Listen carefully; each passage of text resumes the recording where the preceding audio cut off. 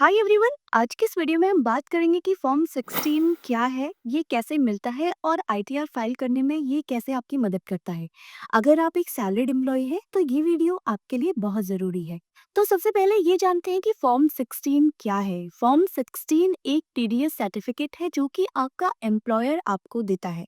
अगर आपकी सैलरी से टैक्स डिडक्ट हो रहा है तो उस टैक्स की सारी इंफॉर्मेशन एक डॉक्यूमेंट में होती है, उसी को फॉर्म 16 कहते हैं। ये डॉक्यूमेंट आपको बताता है कि आपकी सैलरी कितनी थी, उस पे कितना टैक्स काटा गया और गवर्नमेंट को जमा किया गया। फॉर्म 16 सिर्फ उन्हीं एम्प्लॉयज को दिया जाता है जिनकी सैलरी से टैक्स कटता है, यानी कि जिनका टीडीएस डिडक्ट हुआ है।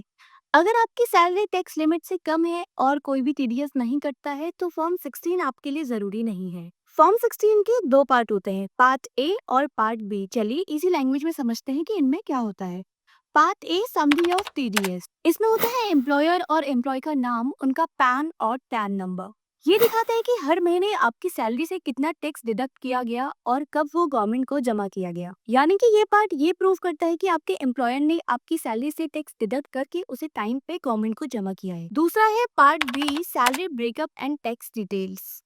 यहाँ पे आपको आपकी पूरी सैलरी का ब्रेकअप मिलता है, आपकी बेसिक सैलरी, एचआरए, अलाउंसेस या फिर और भी कोई पर्क। इसमें आपकी डिडक्शंस भी दिखाई जाती हैं, जैसे सेक्शन ईटीसी और ईटीडी एक्सेट्रा।